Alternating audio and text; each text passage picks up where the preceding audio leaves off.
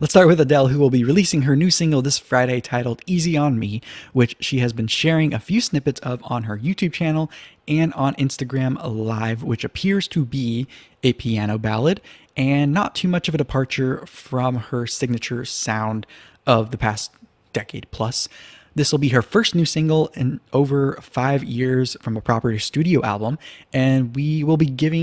I'll be giving my take on the song and album as they arrive. But today I want to talk about some speculation I have over this song and album release and its effect on the music industry and retail industry in general, especially one mega pop star named Taylor Swift,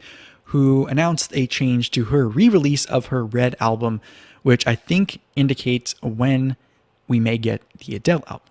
So Taylor had initially planned to release Red, Taylor's version, on November 19th, a Friday,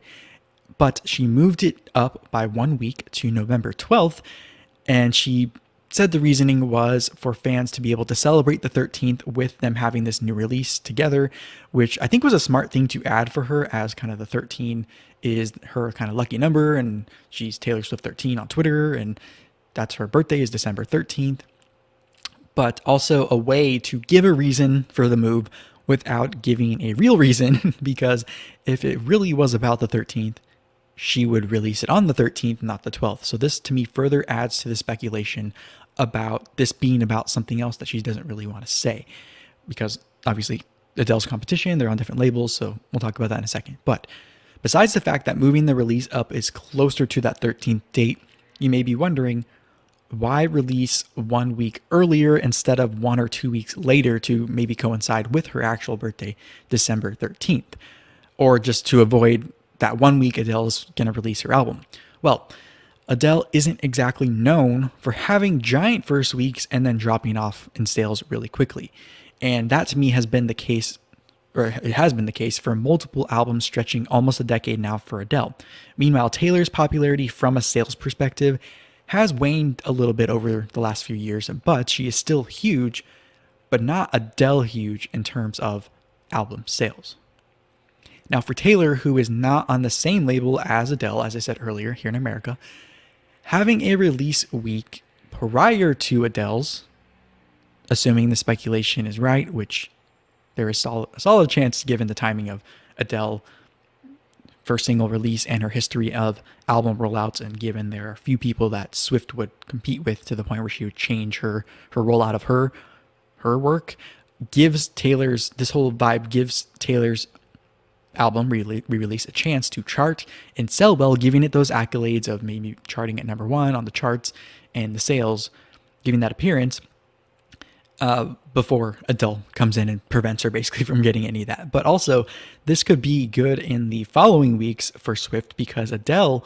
like I said before, bucks the trend of a quick drop-off in sales week over week after a new release, meaning Swift releasing her album earlier rather than later allows her album to be sitting next to Adele's as it is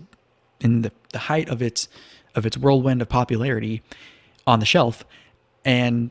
could benefit from the proximity as Adele keeps selling albums throughout the rest of 2021 and into 2022, as her past 2 albums have done pretty well. And so this is unique in a lot of ways to Adele, because she bucks the trend, like I said, of drop off in sales and physical sales in stores.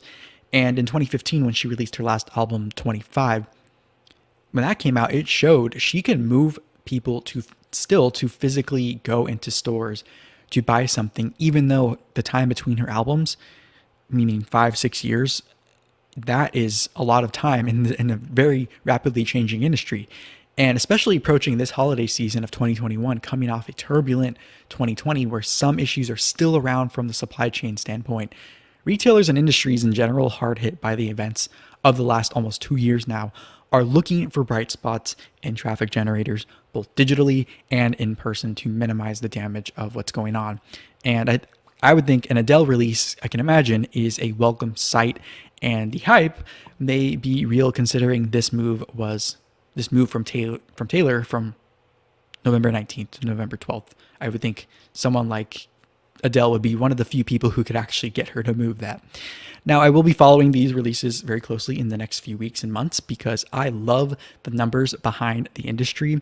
And long story short, I'm a data analyst outside of YouTube, and so this stuff makes my mouth water when I see trends and data and all this kind of stuff. But we will see if the speculation is true very soon, maybe even as close as this Friday after Adele releases Easy on Me. But I also want to point out how long I think this new rollout of her album has been taking place, and maybe how it should have actually happened earlier, maybe even a year earlier in 2020, when we actually got a first look at Adele post kind of a hiatus and post divorce and post weight loss, when she hosted Saturday Night Live last year around this time, kind of right leading up to the election in November. And it was her first time showing her weight loss, and now we are learning more about that through her promotion of this new music in recent days in magazines. But last year when she hosted, there was speculation as well that this was kind of a teaser and an indication that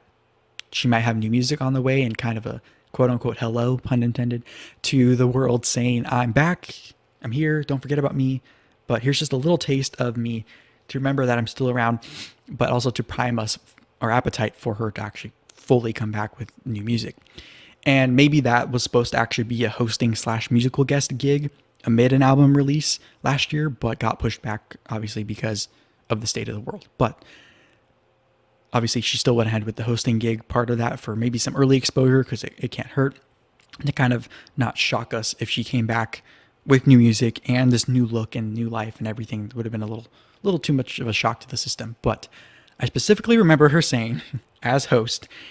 that she is not going to get into politics, which I think someone on her level with her amount of success is smart to not do. Especially, she said in that too that she's from the UK, so she's not going to come here to America and start preaching to us, which I think